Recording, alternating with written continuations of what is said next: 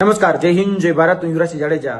સમાચાર મળી રહ્યા છે કે 2026 નીટની જે પરીક્ષા હતી એ પરીક્ષાનું પેપર લીક થવાને કારણે પરીક્ષા રદ કરવાની નોબત આવી છે. નિર્ણય જે પરીક્ષા રદ ન કરવામાં આવ્યો છે એ આવકાર્ય છે, પરંતુ પ્રશ્ન એ છે કે ક્યાં સુધી આપણે પરીક્ષા રદ જ કર્યા રાખશું અને ક્યાં સુધી જે વિદ્યાર્થીઓના ભવિષ્ય સાથે જે ચેડા કરે છે એને છાવર્યા રાખશું.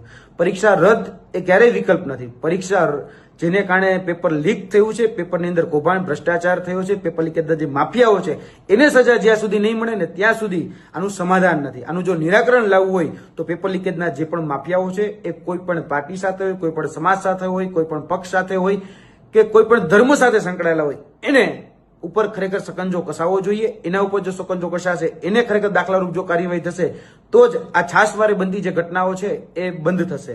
ગુજરાતની અંદર પણ છેલ્લા 2014 થી લઈને 2024 સુધીમાં 34 પેપર લીક થયા છે. આજ દિન સુધી એક પણ વ્યક્તિને, એક પણ ચમરબંધીને એ સજા નથી થઈ. એક પણ વ્યક્તિ આજે એ જેલના સળિયાની પાછળ નથી.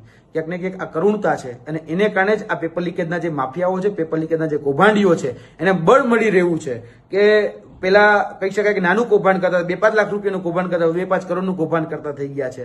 અને આ એનટીએ દ્વારા નીટની એક્ઝામ એ અત્યારે કહી શકાય કે રદ થઈ હોય એવું નથી. ભૂતકાળમાં પણ પેપર લીકેજ થયા છે અને તેની સાથે સાથે કેન્દ્ર સરકારની જે અન્ય એજન્સીઓ દ્વારા જે પરીક્ષા લેવામાં આવતી હોય, સ્ટાફ સિલેક્શનની છે, આઈબીપીએસની છે કે પછી આરઆરબી એટલે કે રેગ્યુલર રિક્રુટમેન્ટ બોર્ડની પરીક્ષાઓ છે, તેની અંદર પણ છાશવારે એ પેપર લીકેજની ઘટનાઓ સામે આવતી થઈ ગઈ છે. ગુજરાતમાં એટલે કે રાજ્યમાં તો બને છે, સાથે સાથે કેન્દ્રમાં પણ બને છે, પરંતુ આનો એકમાત્ર નિરાકરણ અને સમાધાન એ જ છે કે જે પણ ચમરબંધી હોય ખરેખર એને જો સજા કરવામાં આવશે તો જ આનું નિરાકરણ આવશે. બાકી ખાલી નારાઓ લગાડવાથી કે અમે કોઈ ચમરબંધીને છોડતા નથી, બેટી બચાવો બેટી પઢાવો કે પઢેગા ઇન્ડિયા તभी તો बढ़ेगा ઇન્ડિયા, આનાથી સમાધાન નથી. આજે જોવા જઈએ તો 23 લાખ જે વિદ્યાર્થીઓ છે એની સાથે ભવિષ્ય સાથે ચેડા થયા છે.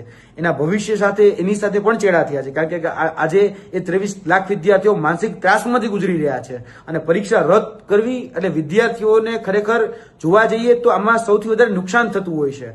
એટલે આ નુકસાનને કારણે વિદ્યાર્થીઓ જે છે એ ક્યાંક ને ક્યાંક માનસિક ત્રાસમાંથી નીકળતા હોય છે. તો એનું સમાધાન લાવવું જરૂરી છે. દરેક વખતે પેપર લીકેજની જે ઘટનાઓ છે અને દરેક વખતે જે પેપર લીકેજના જે માફિયાઓ છે, કૌભાંડીઓ છે, ભ્રષ્ટાચારીઓ છે, આપણે જે છાવરીએ છીએ એ છાવરોનું બંધ કરી દે. કોઈ પણ પાર્ટી, કોઈ પણ પક્ષ કે કોઈ પણ ધર્મ ના હોય એની ઉપર સખતમાં સખત અને કડકમાં કડક સજાનો જે દાખલો બેસાડીશું તો જ આ જે પેપર લીકેજના જે માફિયાઓ છે, કૌભાંડીઓ છે એને જો ખરેખર આપણે જેલના સળિયાની પાછળ મોકલીશું તો જ આનું સમાધાન છે, તો જ આનું નિરાકરણ છે. બાકી આ ઘટનાઓ એ વારંવાર પુનરાવર્તન થતું રહેશે. એટલે આનું નિરાકરણ